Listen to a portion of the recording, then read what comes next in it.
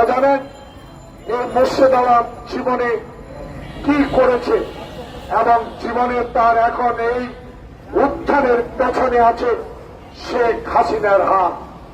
শেখ হাসিনা এইসব লোককে ধরে ধরে এনে বিনা প্রতিদ্বন্দ্বিতা এমপি করে হাজার হাজার কোটি টাকা চাঁদাবাজি করেছে। সেই মোর্শেদ এই টাকা সরকারের থেকে মানুষের কাছ থেকে উঠিয়ে নিয়েছে। তার প্রমাণ সেনবাগ সোনামণির একটি অংশ নিয়ে নোয়াখালী 2 নির্বাচনী এলাকা, সেখান থেকে উনি প্রথম গিয়ে বলেছেন আমি দিতে এসেছি, কিছুই নেব না।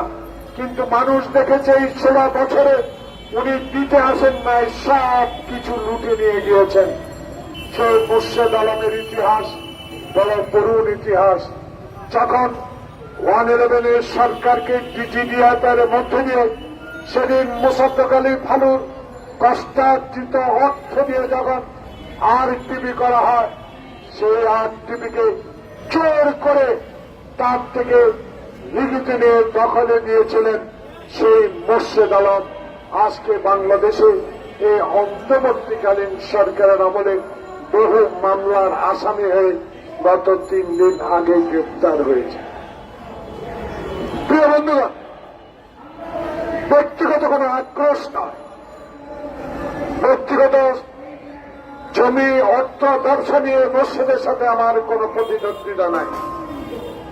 আমার প্রতিদ্বন্দ্বিতা হল তার সাথে আমি একজন রাজনৈতিক কর্মী, আমারও জন্মস্থান সেনবাগ। প্রিয় ভাইরা, 5 বার পর একবার হয় নাই ওই এলাকা থেকে সংসদ সদস্য নির্বাচিত হয়েছিলাম। আমার প্রিয় নেত্রীর আপসীনতার কারণে, আমার প্রিয় নেতা শহীদ জিয়ার সেই ধানের শীষের কারণে, এবং 16 বছর একজন রাজনৈতিক কর্মী হিসাবে আপনাদের সামনে সত্য কথাগুলো বলার সাহস জুগিয়েছে যিনি।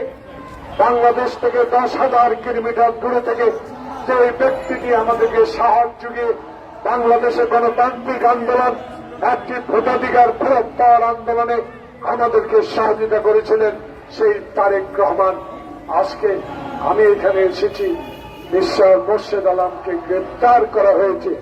মাননীয় ডক্টর ইউনূস সাহেব, আপনার উপদেষ্টা জাহাঙ্গীর সাহেবকে আমি কি প্রশ্ন করতে পারি এখান থেকে, গ্রেপ্তার হওয়ার পর যে ব্যক্তিটি বাংলাদেশের হাজার হাজার কোটি টাকা অবৈধভাবে উপার্জন করে বিদেশে পাচার করেছে, তাকে গ্রেপ্তারের পর কেন থানা পুলিশ রিমান্ডের আবেদন করলেন না?